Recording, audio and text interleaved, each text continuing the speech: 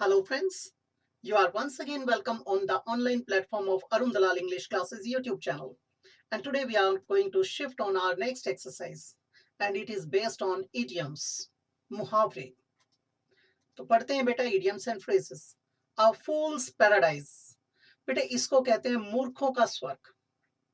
आप लोगों का एक नाटक आता था मुंगेरी लाल के हसीन सपने, या फिर आप लोगों ने तेनाली रामा देखा होगा, या फिर आप लोगों ने शेख चिल्ली के किस्से सुने होंगे जो झूठी आशाओं पर आधारित होते हैं. उन्हें कहते हैं अ फूल्स पैराडाइज यानी मूर्खों का स्वर्ग. अब इसमें चार ऑप्शंस हैं. एन अंडर डेवलप्ड कंट्री, ये तो गलत हो जाएगा. यूटोपिया, इसे कहते हैं राम राज्य, ऐसी जगह जहां पर हर प्रकार की व्यवस्था होती है, हो सकता है. In a state of happiness founded on vain hopes, बेकार की आशाओं के, झूठी आशाओं के ऊपर आधारित खुशियां, हो सकता है. ऑब्जेक्ट टू, विरोध करना, गलत हो गया. अब हमारे पास दो हैं. यूटोपिया राम राज्य, एक ऐसी काल्पनिक जगह जहां पर सारी चीजें परफेक्ट होती हैं, उसके लिए किसका प्रयोग करते हैं? यूटोपिया. तो ये गलत हो जाएगा. हमारा क्या आ जाएगा? C option. A white elephant, बेटे सफेद हाथी. ये जो सफेद हाथी है इसका किस्सा कहां से निकला है? एक जगह है थाईलैंड. थाईलैंड का प्राचीन नाम होता था सियाम, और वहां पर सफेद हाथी पाए जाते हैं, जैसे अपने बंगाल में व्हाइट टाइगर पाया जाता है. बेटे वो सफेद हाथी राजा को अति प्रिय होता था, लेकिन जो व्यक्ति उन्हें नापसंद होता था, नागवार गुजरता था, उसको वो दे दिया करते थे.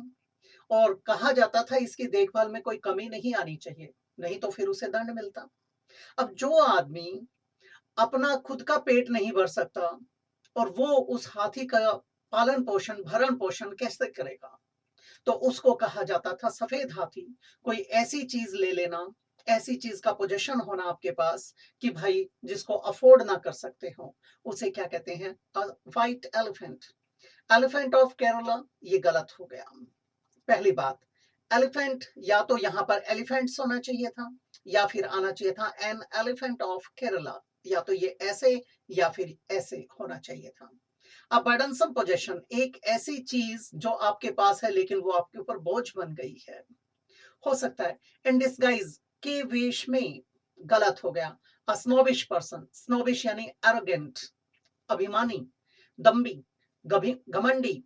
बेटे आप लोगों की एक कभी खुशी कभी गम मूवी आई थी, उसके अंदर अमिताभ बच्चन को जो दिखाया गया है, जो अपने अंदर अपने आप को सुपीरियर समझता था, छोटे लोगों की महफिलों में जाना पसंद नहीं करता था, उन्हें मुंह नहीं लगाया करता था, ऐसे व्यक्ति के लिए यूज किया जाता है स्नोबिश. तो इसमें हमारा क्या आ जाएगा? आ बर्डनसम पोजेशन, कोई भी ऐसी चीज जो बोझ बन जाती है हमारे ऊपर. नेक्स्ट है बेटे,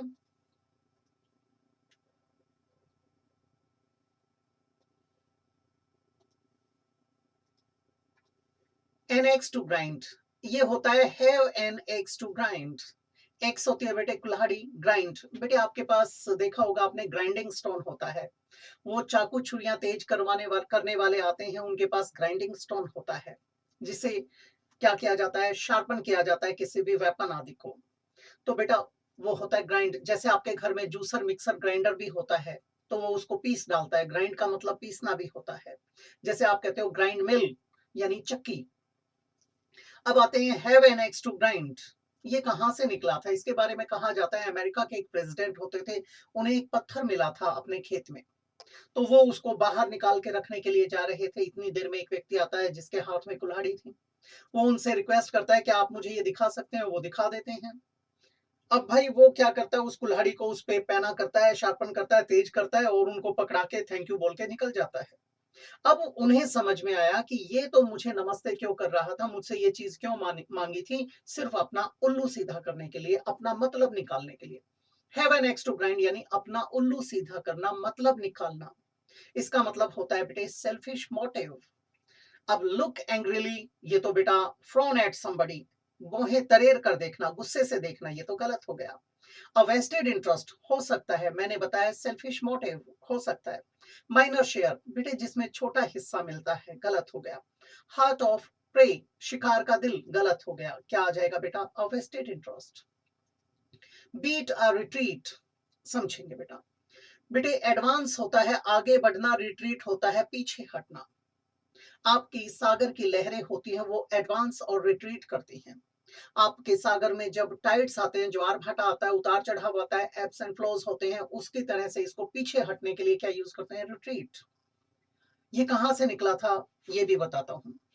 बीट और रिट्रीट, पुराने समय में जब युद्ध होते थे तो उस टाइम पे सेनापति उन्हें आगे बढ़ने के लिए कहता था तो इंग्लिश में बोला जाता था एडवांस यानी अटैक, और जब उन्हें पीछे हटना होता था तो कहा करता था रिट्रीट।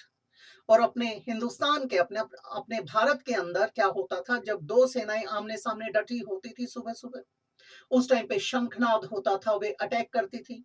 जब सूर्यास्त होता था उस टाइम पे फिर से शंखनाद होता था, वो पीछे हटा करती थी। उस तरह से पीछे हटने को क्या कहते हैं बेटा? Beat a retreat. आप लोगों ने अगर वाघा या अटारी बॉर्डर पे परेड देखी है, हमारे बीएसएफ के सोल्जर्स करते हैं, तो वो क्या है? बीट अ रिट्रीट यानी रिट्रीट सेरेमनी भी बोल देते हैं।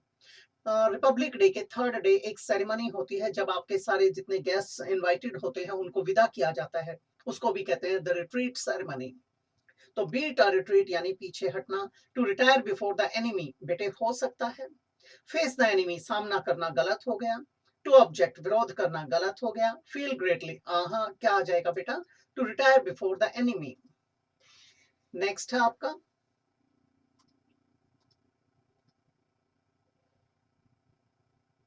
Be on the horns of dilemma. ये डिलेमा क्या होता है? ये होता है असमंजस की स्थिति, दुविधा की स्थिति। जब आपके पास दो अनप्लेजेंट सिचुएशंस हैं, उनमें से किसी का चयन करना होता है।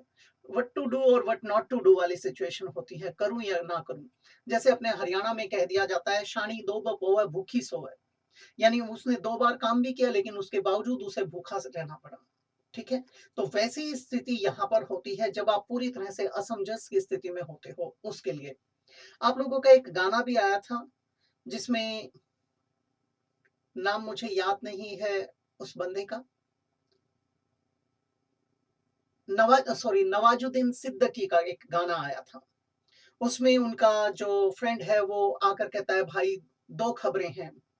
तो सिद्दीकी साहब कहते हैं, वो कहता है कौन सी सुनाऊं? वो कहता है जो अच्छी है पहले वो सुनाओ। वो कहता है दोनों ही बुरी हैं। अब उन दोनों बुरी में से भी जो खराब वाली है उसकी बात आ जाती है। उसको कहते हैं be on the horns of dilemma. Of the first quality, ये गलत हो गया, अव्वल दर्जे का होना। Be very busy, to be undergoing a hectic schedule यानी as busy as a bee, इतना व्यस्त होना जितनी मधुमक्खी, ये भी गलत हो गया। Have a choice between two equal evils, हो सकता है। To choose between two goods, goods गलत हो गया, हमारा क्या बन जाएगा? ये बन जाएगा।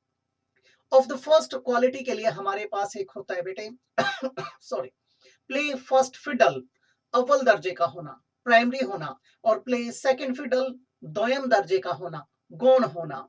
और एक होता है as fit as a fiddle, पूरी तरह से अच्छी हेल्थी कंडीशन में होना, उसको कहते हैं। तो ये थे हमारे इडियम्स आज के लिए। अगली क्लास में आप लोगों से फिर से भेंट होगी, तो मैं इजाजत चाहूंगा आप लोगों से। नमस्कार दोस्तों।